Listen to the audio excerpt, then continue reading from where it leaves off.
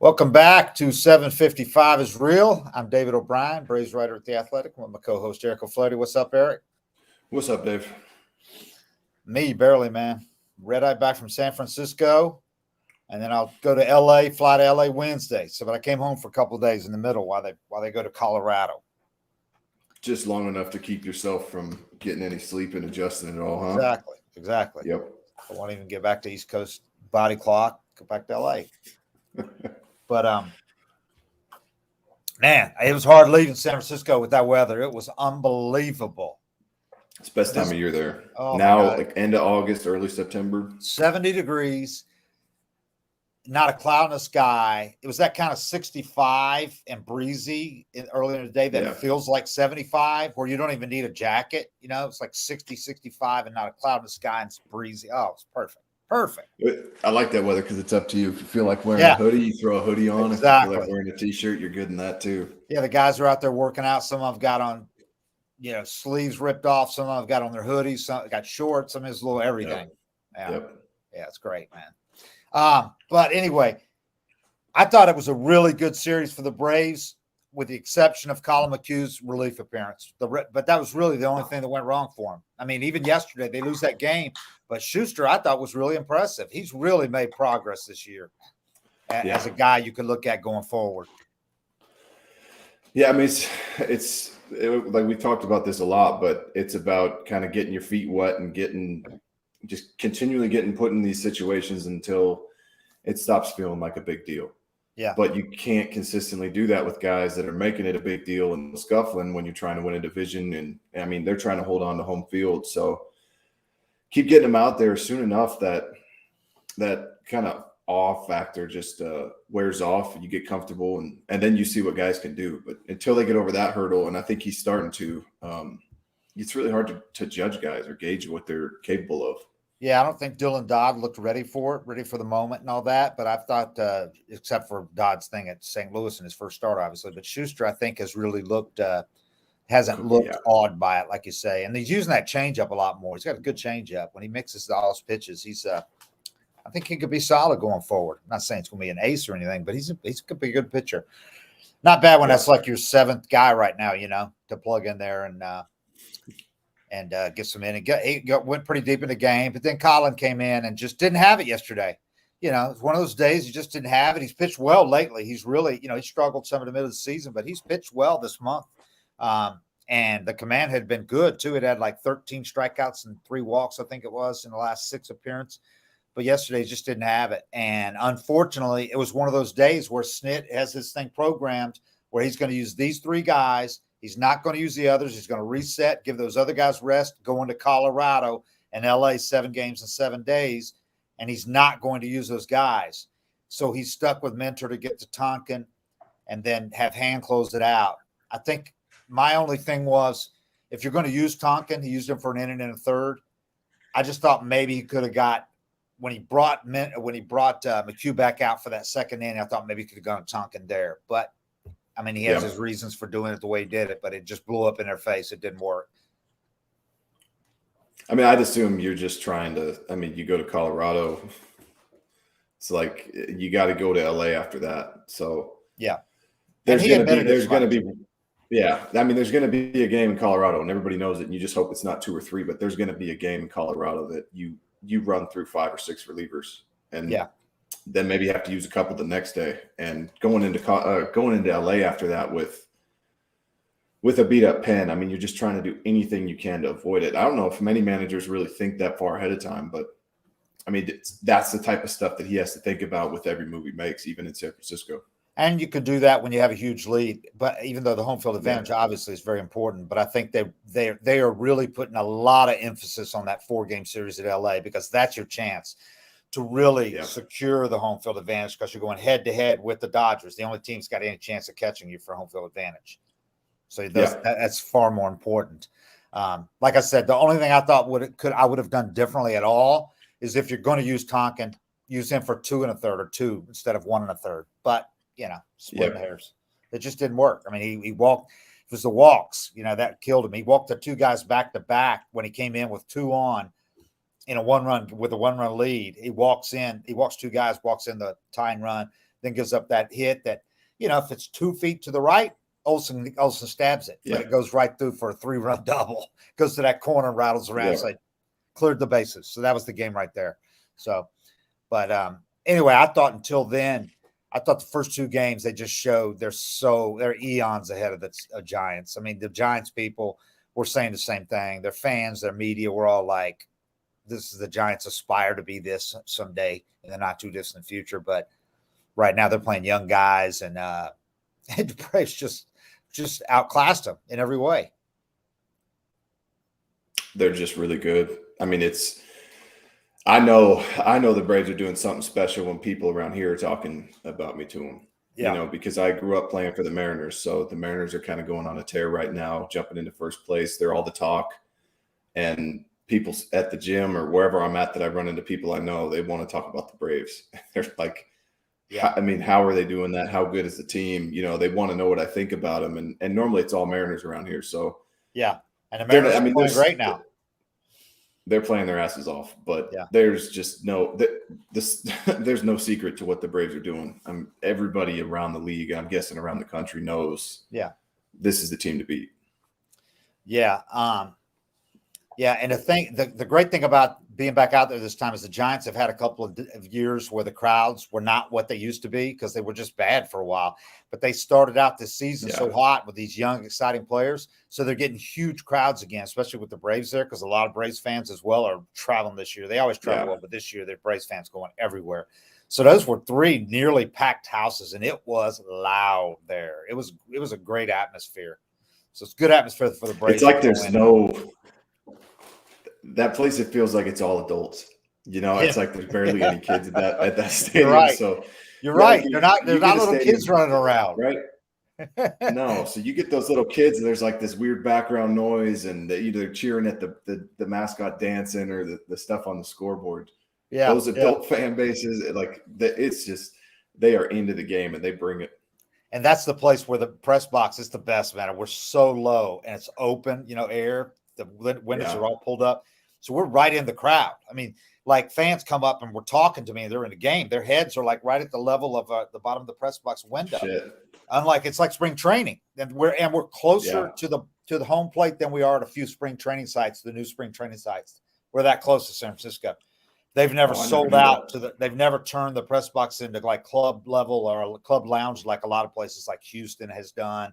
Some other places have done that. But the Giants, they've kept us in that great location. And so, man, it's something. You like that kid that throws sidearm with his knuckles almost drag the dirt. I'm sitting at an angle just to the right of home plate. So when he's throwing, it's looking like the ball's coming right at me. It's like such a different perspective than we usually are up so high. That angle is tremendous. Yeah. When you're that low. So, but I had speaking of people talking about him, this old man, he must have been 85 at least. He was old, but you could tell he was a hardcore Giants fan, had all the gear on. I mean, they had some fans like that there that have been there forever, and some that came from New York with the team. But he comes up, he's really polite. He comes up during the game and stops. And it was like yesterday, midway through the game, the Braves hit a lot of different guys hit home runs. And he comes up and he goes, "One question."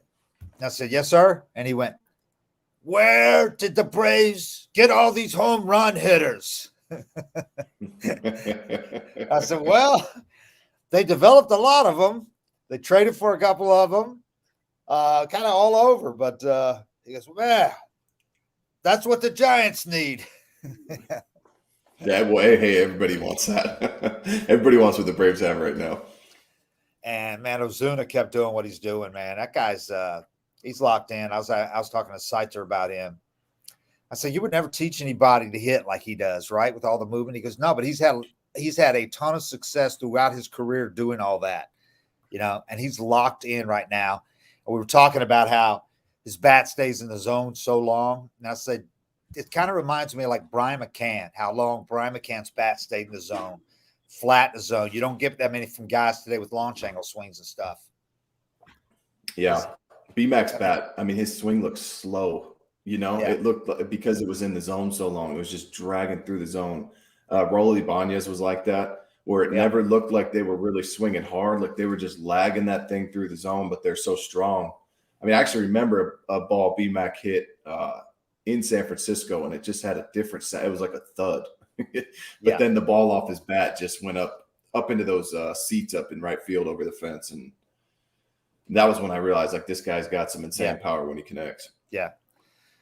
Somebody said Ozuna does too. I mean, he's strong, man. Strong and explosive, quick bat. I mean, he's got the wrists.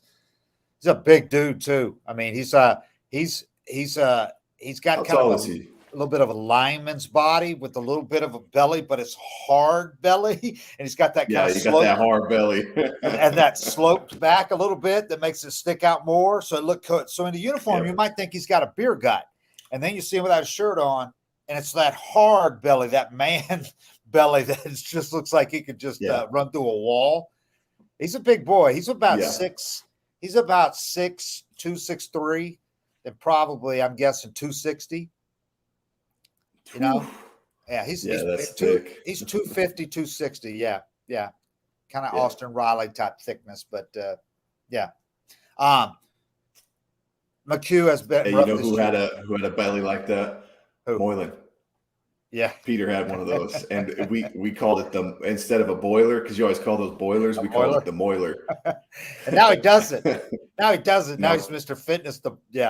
He had his glow up. Philip Emery said McHugh's have been rough this year. Yeah, he has. For him, it's not like he's been terrible, because he's had some. And the thing is, if you look at his numbers, there you'd go, he's having a fine year. He's like 3.5 now, isn't it? I think. Even after yesterday. Yesterday kind of inflated it a little bit, but it's still not bad. He's just had some outings that you remember because they were bad. If you look, he's had an outing. This little spell he's on right now, he's had 2. It started, and it's been kind of, he hopes, bookended by 2 4-run outings. So, and he had a couple other 3-run outings, whereas really that's what's inflated his ERA by his standards. But it's just not been like it was last year. That's the thing. Last year he was so damn good. But by his standards, no. Definitely when you're a reliever, those blow-up games, I mean, they're the ones that are kind of hard to forget. Yeah, he's at a 4, a 4, and a 3. I mean, so much of his ERA is right there. But it's like I was talking to. But if you look at it, he's had about 30 scoreless innings or outings at least. And Kirby Yates was saying yesterday, he goes, no, he's not been as good as he was last year. He goes, but it's not like he's been terrible. He goes, he's had some huge outs for us, and he has. He's had some big outings. It's just that you remember the bad ones. Like yesterday, you're going to remember that, and it seems like in your head that he's had a bad year, but he hasn't. So, he had the still. Well, there's a difference too. If you give up your 4 spot in a close game, way more memorable than when you come in and you're down 3 or 4 or 5 and you're up 10-3. The timing, the timing of those bad outings is what makes them memorable. And I mean, it's like being a reliever I always say we're like air conditioners. You don't realize until it doesn't work, and then it's a piece of shit. Yeah. When you come in and just put up that 0 after 0 after 0 in the 6th and 7th inning, it's really easy to just kind of blend in and nobody notices you. But you come in and have that blow up game in a big moment. It's like, I mean, I remember my mom used to yell relievers' names like, and I'd look and he fifth Slocum, like, this is a good reliever. And my mom hated that dude because it was like he had a few blow ups every year that really cost him a game, and the rest of the time you don't notice them. Yeah, exactly. Kenny Taylor says, how likely is it that Snit is just wanting McHugh to work through it until he gets back to his best before the playoffs? Definitely is going to give him that outing yesterday and give him the chance to get through it. That became prevalent because evident because, like I said, if it was me, I would have gone to Tonkin if I'm going to use him anyway. But obviously, Snit had his reasons for not going to Tonkin earlier, letting Tonkin go 2 1/3 instead of bringing McHugh back out for that inning after he'd given up the tie-in and go-ahead runs. So I think there's something to that for sure. It's an art.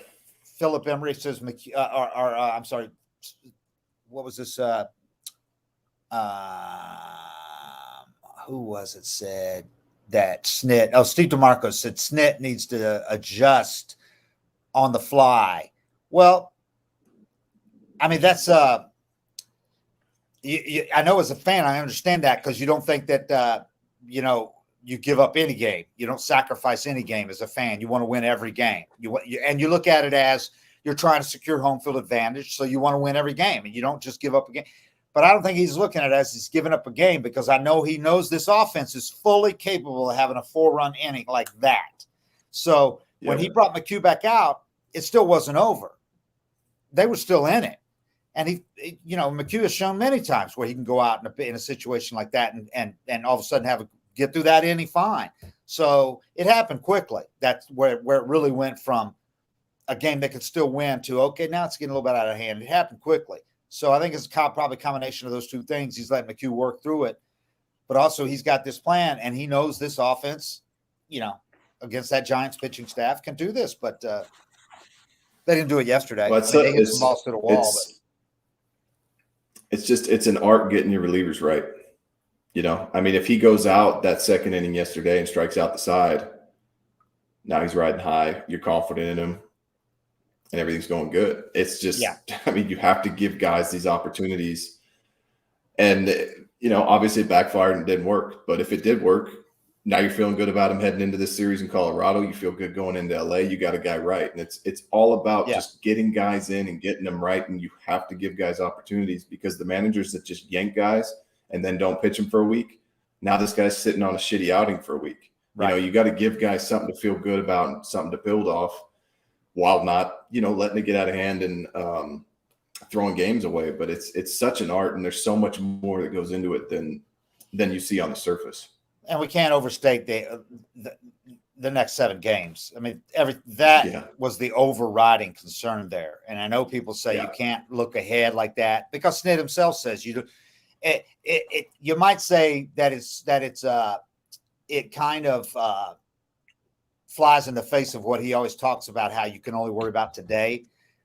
That's true to a certain extent. What he's talking about is the players. When they're out there, the team, worry about today. Don't worry about yesterday. Don't worry about the future. Worry about winning this game. But he can't have that same mentality at all times. You can't just go bringing everybody into bullpen trying, as he said, chase this win. Yeah. So that doesn't apply to him. And in his head, he's got this plan. He wants to use those 3 guys, have the other guys. He knows exactly how many innings they've pitched, what their arms feel like. They talk to all those relievers, as Eric can tell you. He knows where those guys are. He wants them to be honest. So they felt good about not using anybody else yesterday and going into Denver with the plan they had in their heads. And if you'd have done what I would have done, which is bring in Tonkin, what if Tonkin comes in and has a bad inning and he can't go, those 2? Then you're going to have to use an extra reliever, and they were set on not using that extra reliever. So, And they are fortunate for them. They have about 4 backup closer options. Like Hand was fully capable of closing that game out if they, don't know if they'd left him in to close it. They might have. They very well might have. I mean, they've got a lot of guys, and depending on the matchups that they can go to. I wrote about that today. I'd already was going to write about the bullpen, and McHugh kind of shit on that, but I still wrote about them because they've been so good.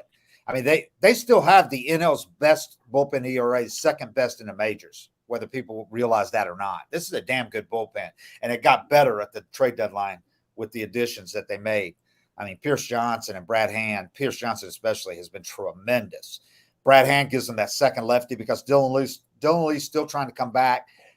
He's doing well in his rehab, by the way, getting closer and closer, but he's been out so long. You can't think that he's going to come back and be able to go as back-to-back games and all that. So it was really big to get Brad Hand, I think. But, the bullpen is I was looking at it yesterday. It's like 8 deep right now, really, with like 6 guys that you're fully comfortable using in high leverage situations. And not many teams can say that. It's like Tonkin said, no, we don't have that star power. Like when I'm out there getting outs, it's not all sexy as star power, but we get outs, and they do, they do. They've got so many guys like, your mentors and your Pierce Johnsons, damn good relievers that maybe you don't think of as the very, very best, but they are. Mentor has been one of the best lefties the last few years. Iglesias right now is an elite closer. Yeah.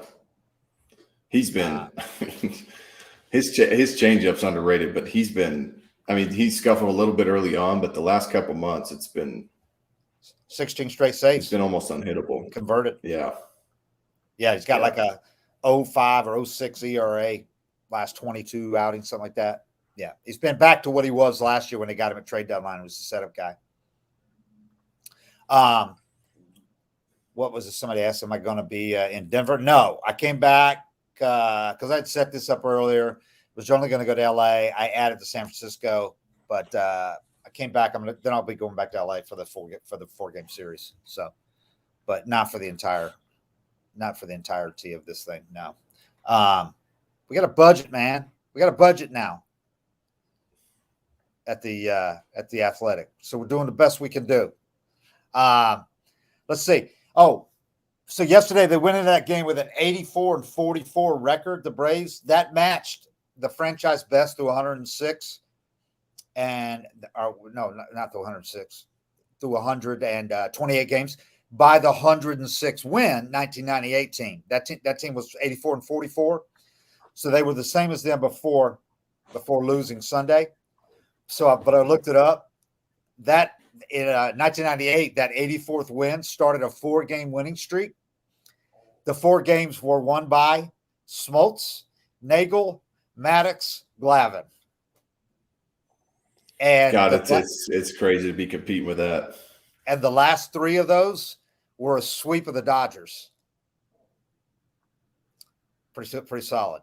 Smoltz, Nagel, Maddox, and Glavine. So then, after they sweep the Dodgers at home, that 4-game winning streak ended with a loss at Houston against the Astros ace, Mike Hampton.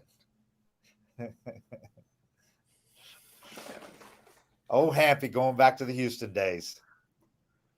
He was a stud. He was a stud. MVP race. I don't know if you saw, I wrote about the MVP race being a 4-man battle, basically, it looks like right now.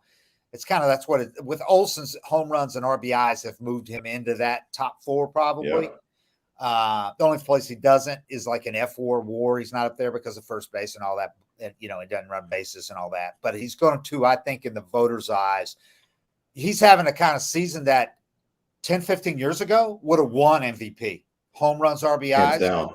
It would have won it. Yeah. But now so many analytics and those more sophisticated stats than counting stats are play into it. So now I think it's clearly it was Acuña's award. Nobody was even close. At the All-Star break, it was hands down. He was the winner because he was leading the majors in WAR even, but all the other stuff was like the home runs and stolen bases. He's going to do things nobody's ever done. He already has. But Mookie Betts, don't fool yourself if you think it's still Acuña's slam dunk, because it's not. Mookie Betts has moved up, and in the eyes of a lot of people, surpassed him because of the WAR. Mookie is such a monster with the WAR because he's a damn good defensive player in the infield, middle infield, and in the outfield. Runs bases great. Doesn't have the stolen bases Acuña does, but on the analytics on stolen base running, he's tremendous. And then obviously the hitting. He does. He hits for average on base, power. So he's moved up there and passed well into the lead in WAR. And I think it's a 2-man race now between him and Acuña. But also don't look past Freddie, because Freddie is doing Freddie things, man. It's all 4 of these guys. Freddie's up above Acuña in WAR now too. Yes, all 4 of those guys in a typical year could have won MVP. All 4 of them with those seasons that they're having. Yeah, especially Acuña and Mookie with what they're doing. But Freddie, though, man, Freddie has done it quietly, if that's possible. Being Freddie Freeman playing for the Dodgers to do anything quietly, he has just crept up there. And look at his numbers now, and it's like, wow. I think he just set the doubles record for the Dodgers. He did. He got 2 yesterday, gave him 50.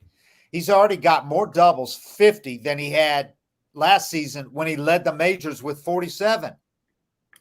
He's already got more. It's not even September yet. He's leading the majors again in doubles. He's led the majors. He led the majors in hits and doubles last year. He's leading the majors in both categories again this year. Yeah, he's got 50 doubles, broke the Dodgers franchise record. They've had a few good hitters for the Dodgers, you guys might be aware of. Leads the majors, Freddie does, with a 417 on-base percentage now. 417. After leading the NL at 407 last year, Freddie leads the NL with 298 total bases this season. He's got a 998 OPS and a 167 OPS plus. That would be Freddie's highest in a full season, topped only by the 1102 and 187 OPS plus he had in the shortened 2020 season when he won his MVP award. So that's the kind of season he's having. I think it's going to be he's going to get his top four MVP finish in a span of 6 years and his sixth straight top 10 finish. That's a slam dunk. But I think he's going to get his fourth top four. Yeah, he should. I mean, it's crazy looking at these two teams, though, that are duking it out, and they both have two guys in their lineup, in the heart of their lineup, that MVP just driving it. Yeah, Mookie and Freddie at the top of that order, man. That they're just pivotal. The Dodgers lose one of those guys and forget it. Those guys are so important to them. It's hard to even pick. If you had to pick a pair, I mean, you got to take the Braves because they're younger. But if you were building, but that's as close as it gets. Yeah. And I mean, that's top four too, and not just the NL, but with the exception of Ohtani, they would be, if you had Major League MVP, they'd be there. Ohtani's the only one that we even break it up. Acuña, he's not the lock to win it anymore, and it's not like he's slumped, but he's just cooled off. Yeah, that's what I thought when you said it was. He was on when you fire. said it's his to lose. I'm like, I don't think he really lost it. These guys just went off and kind of caught up, but yeah. And WAR is an analytic that's weighed heavily by most of the younger voters, because there's two of us voters from every city. We get assigned to one of the BBWA awards. I'm MVP this year. There's two from each NL city. Some of those are young guys. Some of them are older guys like me. But the younger guys, and I do too now, I've changed in the last few years, and I use WAR a lot. But the younger guys, a lot of them just line up the WARs and go from there and make exceptions for guys like an Olson with his home runs and RBIs. But they let WAR be the first factor they look at, the first. Yeah. So you can't discount it. Don't dismiss it. You're lying to yourself if you don't think it's important, because it is. It's really important with voters. Well, and a guy like you that's been around a long time, when you're weighing it too, it's not like it's just the young guys that value it. Yeah, I'm not just lining them up and going by that, because I think WAR can be skewed still by defense, because some guys just don't get the credit they should get defensively. I think Matt Olson's a lot better credit, should get a lot more credit than he gets for defensive WAR.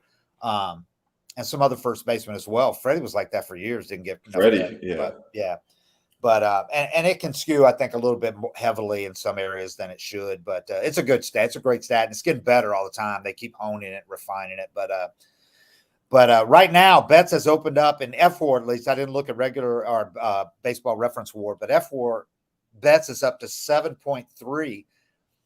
It's gotten to a lead to 6.6, and the 6.6 is not Acuña. It's Freddie. So the two Dodgers are up, are first and second. When I looked at it, Acuña didn't score a lot of points on defense. Right. Where Mookie did.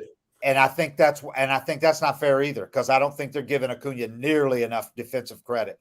Because I've watched the guy this year, and his defense has been strong. And I like I was talking to a couple of the Giants about this MVP race, and like Brandon Crawford said, yeah, you don't even test his arm. You know better. He said Acuña is doing which is huge. Yeah. He said you do not run on his arm, man. He's dangerous out there. So that's not how he's viewed by the players as suspect or whatever defensively.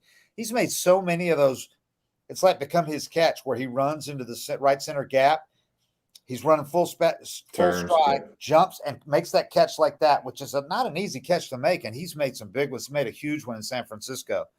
And he hasn't dropped one of those this year. I mean, he's solid. He's real solid. He gets to a lot. That's another thing that's not going to pop up in the you can't score points if nobody will run on you. Like you get a fly ball into the gap in right center, and there's a runner on second, and they don't even think about going. Yeah, I mean, that I don't think that scores any points, but they probably don't mark it up like, well, they would have tagged on 85% of right fielders there, but the guy stayed there. Yeah. You can't really score points with an arm nobody will test. So Betts is 7.3. Acuña's third at 6.2. So it's going to be he's not going to catch him in the last month, I wouldn't think, because Betts is only moving. He's hot right now. He's if anything, he'll probably stretch that lead a little bit. But to what I was talking about with Acuña he's not slumping, but he's just not otherworldly like he was. Last 20 games, he's hit 265, 6 extra base hits, 3 homers, 7 RBIs, and 2 of those 3 homers were in the first 5 of those games. He's only at 1 lately in the last 12, 15 games. 3 homers, 7 RBIs. This is 20 games, 6 steals, 422 slugging percentage, 773 OPS. Okay, first 109 games before that. He hit 343, 55 extra base hits, including 25 homers, 67 RBIs, 53 stolen bases, 589 slugging, and a 1,014 OPS. So you're talking 1,014 OPS for the first 109 games, 773 OPS in the last 20. So that's why he's kind of opened the door for those others to move up. That's a big difference. Yeah. And Freddie and Betts have been on fire in that same period. That's what's happened. That's why they pulled away in WAR, because they've both been on fire. So anyway, he's third with 6.2 WAR. Then it's a drop to fourth, which is Francisco Lindor's 5.2, Corbin Carroll's 4.9, and Matt Olson is sixth at 4.7. But like I said, I think Olson's league leading 43 homers, even though right now he's got the longest drought of the season at 50 plate appearances without a homer. It still leads the league with 43 homers. He's still on pace to break the franchise record. He hadn't hit one in 50 plate appearances. He went to the wall. Well, he was right there with Judge's pace for a while. Yeah. And he still might lead the majors because Shohei, you don't know what's going to happen to him the rest of the year. So he's the only other guy that could threaten him. But he hit one to the wall in San Francisco that I thought was out. The wind was really swirly there. You didn't know what it was going to do, if it was helping or hurting balls. Majors leading 112 RBIs. That's got to figure heavily. I mean, I know that's an old school stat, but still, that's a lot of RBIs. And nobody else has 100, It's not September yet. He could finish with 140 RBIs if he gets hot again. Yeah. 135 at least. He's going to break franchise record if he does that. Eddie Matthews record. And one of the things really encouraging about Olson is he has crushed balls with runners in scoring position, which he didn't do early in the year, last year all the time. He's capitalized on those opportunities, which that's what you want from your cleanup guy, man. He's been ideal in that spot. And he's had so many opportunities because with Harris batting ninth and Acuña batting first, Ozzy was second for most of the season. There's always one or two guys on base when he hits, but he's making the most of it. It's not like he's just I was by comparison. I was looking at this. If Andrew Jones had done anything close to what Olson has done with runners in scoring position, I mean, even close, in 2005 when Andrew hit 51 homers, Andrew had 121 RBIs. If he would have done anything close to what Olson's doing, he would have had 150 RBIs that year easily. Mm-hmm. People don't realize, because that year Pujols beat Andrew for our MVP, and it was close. But Andrew that year hit 207 with a 721 OPS in 230 plate appearances with runners in scoring position. 230? 230. That's leaving a lot of guys out there. And he still had 121 RBIs. It'd be interesting to go back and look at the WAR from back then, because it probably didn't matter, but he was playing center field. And playing it like nobody else. That was when he was still, Yeah, he was, and still had 121 RBIs, which the thing that surprised me more than anything I learned during the weekend, I should have known this because I thought I knew Chipper Jones' stats by heart. But when Matt Olson got his 112th RBI with that 2 RBI game the other day, Matt Olson beat his own career high of 111. He also beat Chipper Jones' career high. It's not September. Matt Olson's got 112. Chipper never had over 111. He had And 9. I always thought of Chipper as clutch. And he was.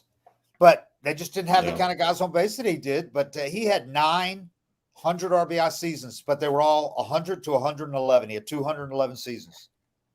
Mr. Consistency. Yeah, and who's hitting behind him? How many times the Chipper we're not going to let – he's not beating us guy. Absolutely. Absolutely. It wasn't like this team. This team with what Olson's got behind him, they can't intentionally walk Olson. It's happened, but not very often. Yeah, it's a different game. If Chipper had – you don't just have one guy behind him. You got 4 more. Dude, if Chipper had hit in the middle of this order, Chipper had 130 to 40 RBIs for no doubt. No doubt. And 45 to 50 homers. If he was in this order, my God. Yeah. Switch hitting in the middle of this order. So anyway, Andrew, that year. So this year, Olson is hitting 328 with a majors leading 1235 OPS in 156 plate appearances with runners in scoring position. 1235. That's stupid. Second and fourth best OPS, by the way, with runners in scoring position in the majors. Betts, 1157. Freddie, 1105. I mean, they're driving that Dodgers engine, man. Those two guys are just generating so much offense. Betts and Freddie are hitting 392 and 391 with runners in scoring position. And that's in 153 and 134 plate appearances each. Betts has 23 walks. He's only struck out 8 times in those plate appearances with runners in scoring position. So he's got a 500 OBP with runners in scoring position. It's going to be a race. Yeah. Somebody's either, if Acuña gets hot in September, I think he gets it. But it's one of those paces that these other 2 guys are on. You're like, they gotta slow down too. You know what I think the key for Acuña could be if he started hitting home runs again, because he's cooled off in that regard. If he gets to 40, there's no. If he goes like 40, 75, that's going to sway some voters, I think. Come on. Because he's already doing historic things as far as the homers RBI combination. But I asked him Mentor, though. I was asking him about the 4-man race, and he goes, "It's just a shame they're doing it when all 4 of those guys are having MVP type years." He goes, "I hope one of us wins it." Talking about the Braves. But he said, I asked him about Betts and Freddie. Do you appreciate as a pitcher what they do for those Dodgers? And he goes, I mean, that's probably the best 1-2 spot in the whole major leagues is Mookie Freeman. He said, that's not to take away from anyone else.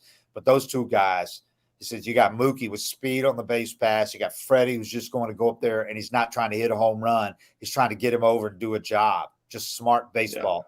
So whenever you got guys like that, it definitely puts pressure on you to come in and make sure you get an out with Mookie leading off, because they can change the game at any point by hitting a home run.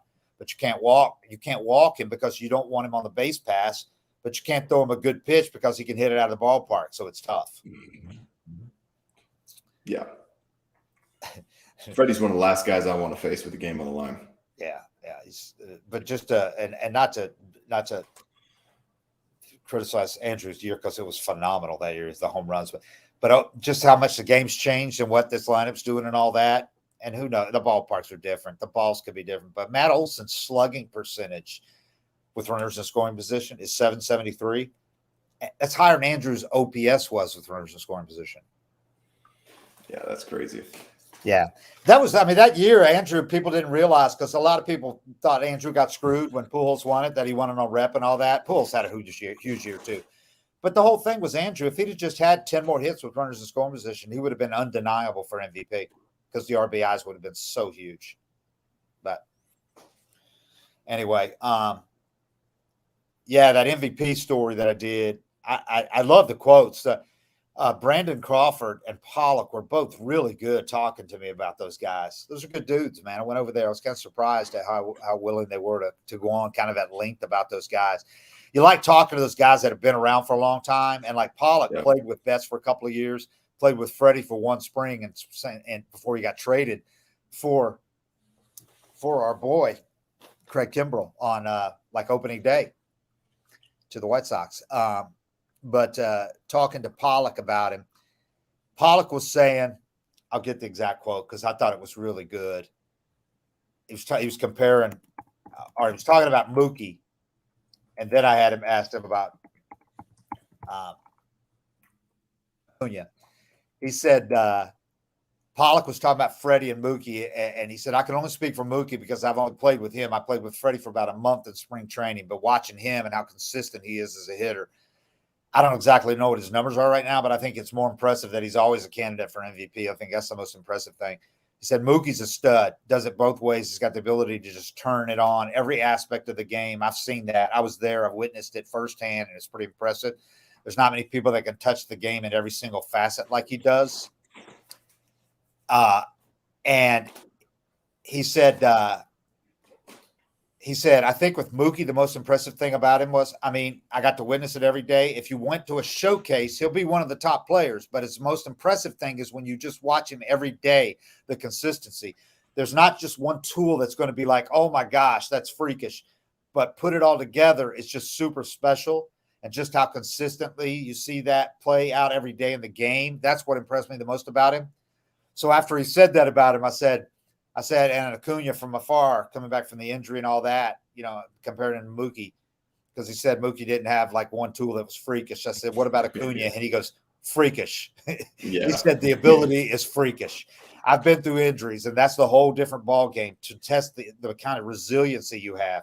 Just seeing him come back and not miss a beat, it shows the kind of mindset he's got too. Yeah. Yeah, Mookie, he was in the home run derby, and I was like, okay. Right. He's not going to hit any balls 500 feet, but he'll just pepper them out 375, 410, somewhere in there. But he's just so consistent, and he has such good at-bats. And what I was really curious, and I didn't know how he would answer this either, I said, look, watching Acuña, a lot of us fans and media members, we like your jaw drops sometimes at what he can do. Does he wow other players that same way? Do you look at him and go, he's different?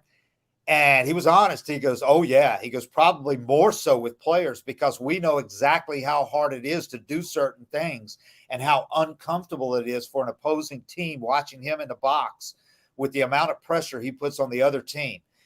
There's only a couple of guys that give you that feeling in the game, and he's one of them. That was pretty good phrase.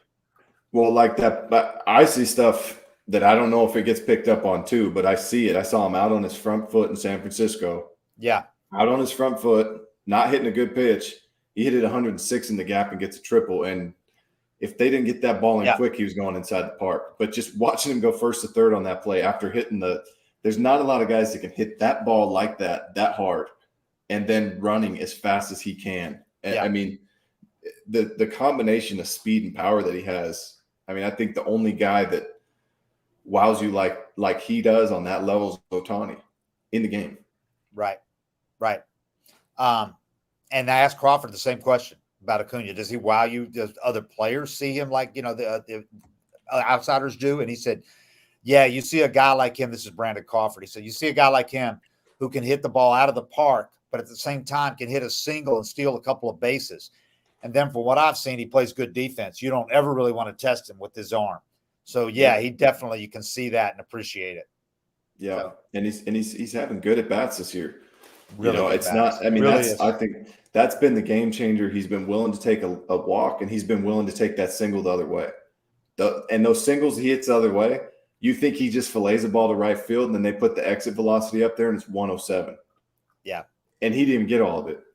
So much better, a more professional hitter, to use the phrase, this year than he was in the past when his immense talent was enough to make him fearsome. But now, he's working at bats. He's not up there just he's still hacking at that first pitch of the game if it's even close. But it's just different. He'll take his walks now. He's not striking out a ton.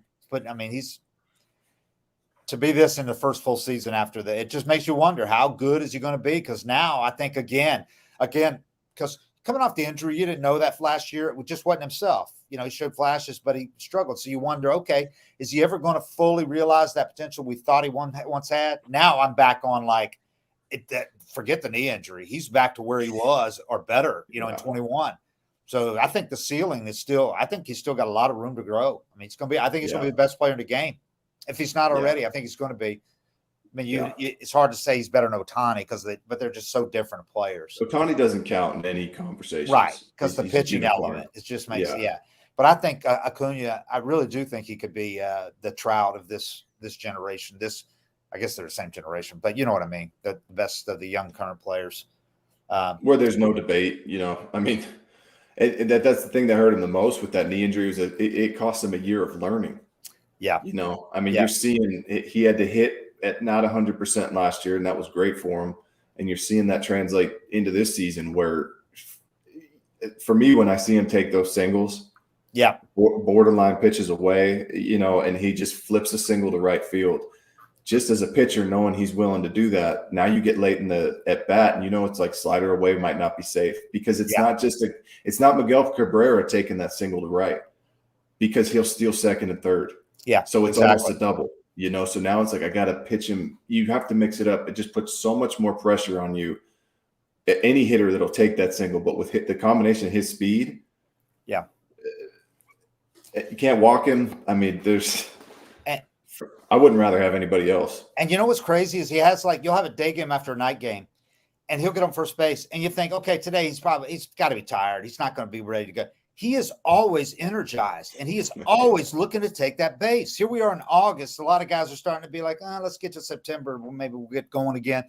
He's the same guy every day. He's out there. He's just the energy level like Ozzy has when he's on the field. I mean, Acuña is always looking to take the extra base, push the envelope at all times. The dude's relentless. Yeah. That's that young energy, but there's plenty of young players. I mean, I think of Hanley Ramirez a lot. What if he played like Acuña? Absolutely, yeah. I mean, I think of guys like that even in their young ages don't bring it like he does. I mean, some guys that are idiots, some guys that are lazy, some guys that party too hard, some guys that they just take it. They take for granted their talent. Acuña's none of those things, man. You might not like what he does on the field. So what? It don't matter. As long as you're playing the game hard, the way he plays, playing the right way. I don't care if he does cartwheels on the field, I don't care. He is a treat to watch, and everybody appreciates it. Yeah. I mean, it's even if you don't want to like him, you watch the shit he does. And it's hard not to like him, though. It really is. He's just such an enjoyable player to watch. It's kind of like when Michael Jordan was playing. Even if you were on the opposing team and you hated him because he beat your team, you had to appreciate him. You had to. Or like Dr. J. There's certain guys that you like, whether you don't want to beat your team, but they're so fun to watch. He is so fun to watch. And it's hard in baseball to be a fun player to watch like it is in basketball, or even like a running back, a really flamboyant running back with the cuts, like Barry Sanders. It's hard to do that same thing in baseball. He does it in baseball. He finds a way to do 3 or 4 things in a game that are fun to watch, that are like, whoa, most guys can't do that. Yeah, and it's not just one thing, it's not just in the box. It's on the base pass, it's in the field. I mean, you can't take your eyes off him. You can't, you have to watch the whole game because he might do something at any moment. He might host somebody from right field throwing a ball 105. Yeah. He might steal second and third. He might hit a ball 500 feet. He might hit a front foot triple, into the gap. Exactly. He can do anything at any moment that if you appreciate the game, you can't look past it. And even like Pollock said of his teammate, Betts doesn't do that. You have to see him play every day to appreciate it. I think Trout's the same way. I don't think Trout does things on the field that like 3 or 4 times in a game, you're like, whoa, it's fun to watch. He's just a machine when he's healthy. He's unbelievable. He's so strong, and he used to be so fast. But he didn't do the things that Acuña does. There's a difference. That is just as great a player, but not as fun to watch on top of being great. Like Vince Carter, he might jump over somebody. That's the feeling you have with Acuña at all times. He might do something I've never seen before. Jordan, to me, is the guy because he's not only the greatest player of all time, but he was the most fun to watch, Yeah. So, anyway, LeBron's not the most fun to watch. As great as he is, he's not the most fun to watch.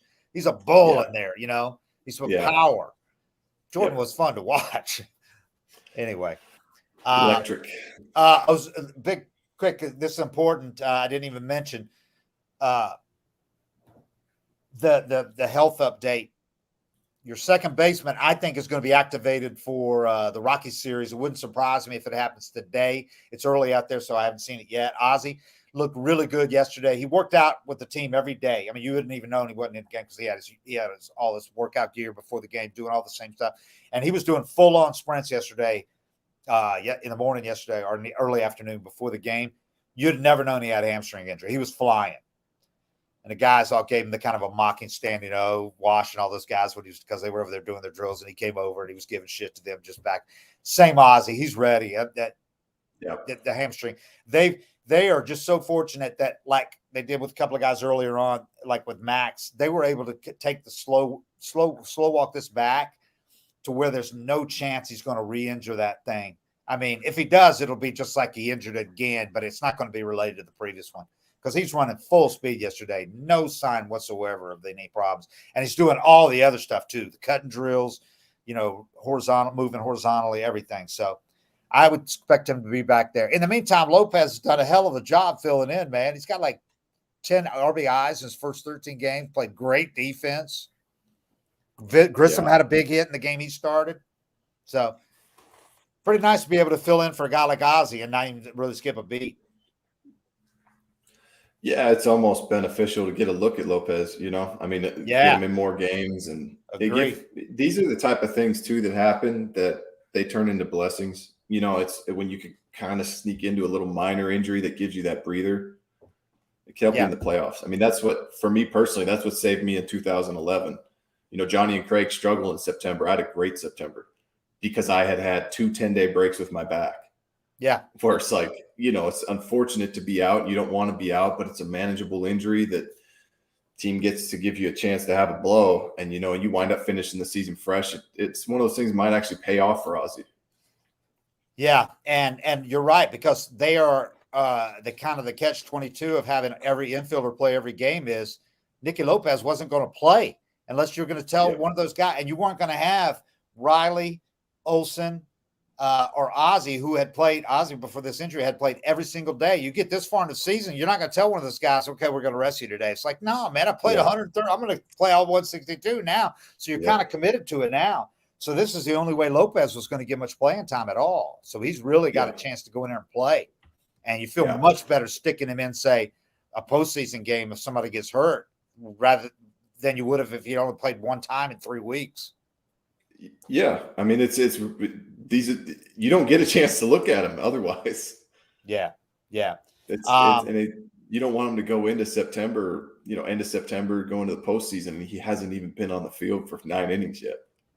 Kyle Wright's rehab start could not have gone any better. First one, 23 strikes and 26 pitches, 3 ups. He came out after 3 innings, I'm sure, because they only wanted him to go 3 ups. Probably threw some more in the bullpen. His next one, if it goes like that, I think we could see him, after 3 starts, if depending on where they are. Somebody asked, is he going to go to the bullpen? That's not the plan right now, but I'm sure they've talked about that, even though they haven't conceded it. I think it just depends on where your top 3 or 4 starters are when you get near the postseason. He's going to get chances to make a couple of starts, and if he's dominant in his starts, in the big leagues, then sure, you're going to be in one of the 4 guys in a rotation. Or you have to at least consider him. I think you're locked in. I think with Fried, Strider, and Charlie, but depends on kind of what Bryson and Wright do from here on out for that 4th spot. Yeah, I mean, I definitely consider him. You've already seen him be a game changer in the playoffs. Absolutely, man. I mean, 5 innings of him.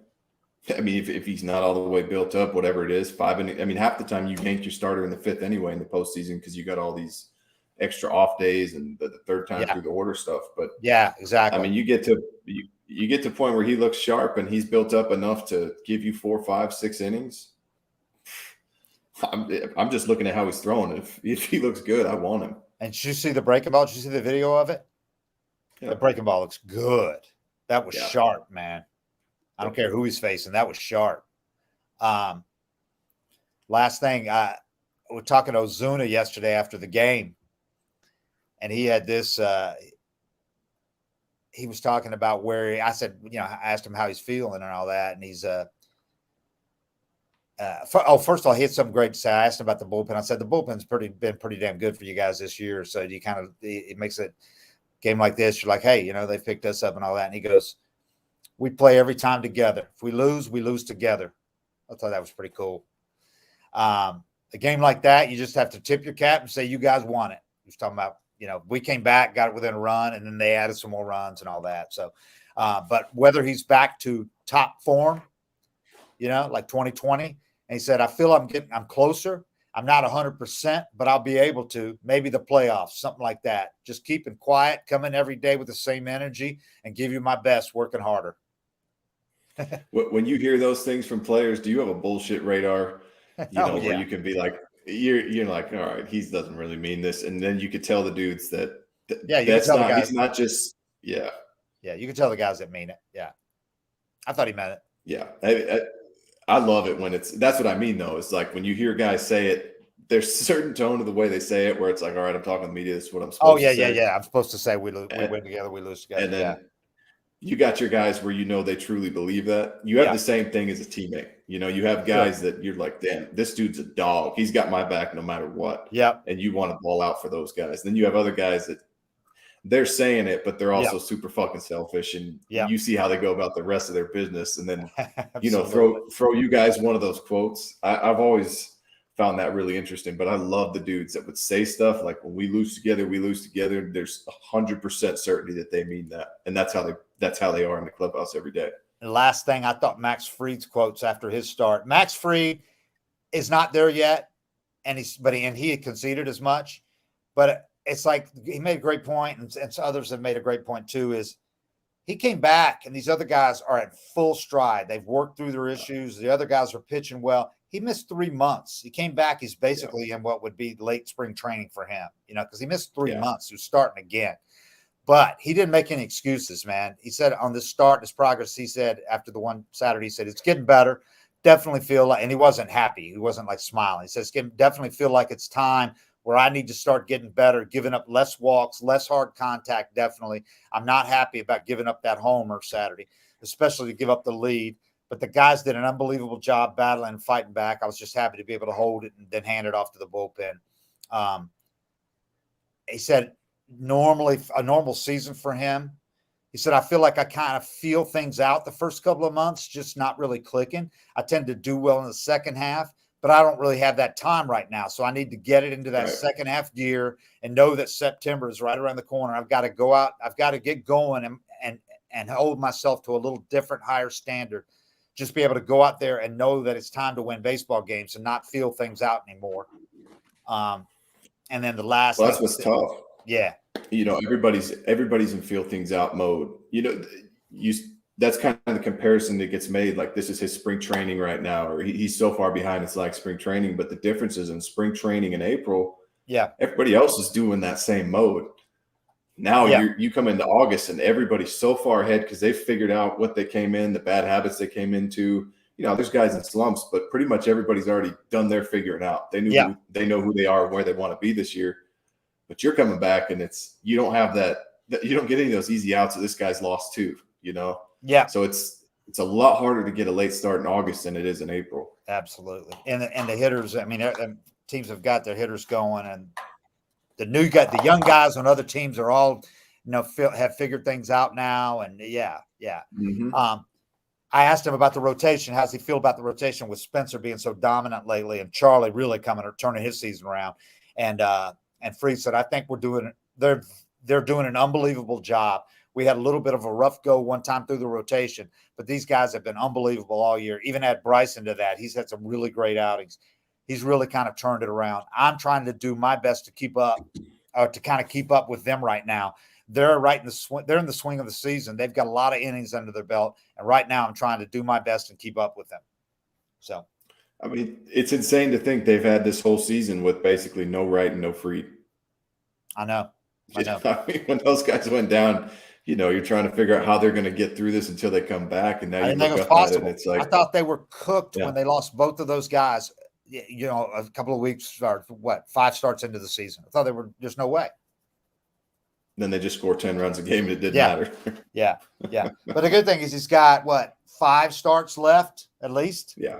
depending on how much rest they give him, that's plenty of time for Max to figure it out. He's showing it for flashes. And that first start back in Chicago, he looked like peak Max Fried, but kind of lulled us there. We thought, oh, he's ain't going to need a transition period. So, but it's there, obviously. The stuff's there. What he's doing now is what you normally expect a guy that missed that much time to do. Right. You kind of find it, feel for it, see what, my habits are this year, see what I'm doing right, see what pitch I might need to kind of tweak a little bit. But when he first came back, it's like, oh, shit, this dude's on another level. I mean, if he came back like that, I would think he was a god because almost everybody has this period.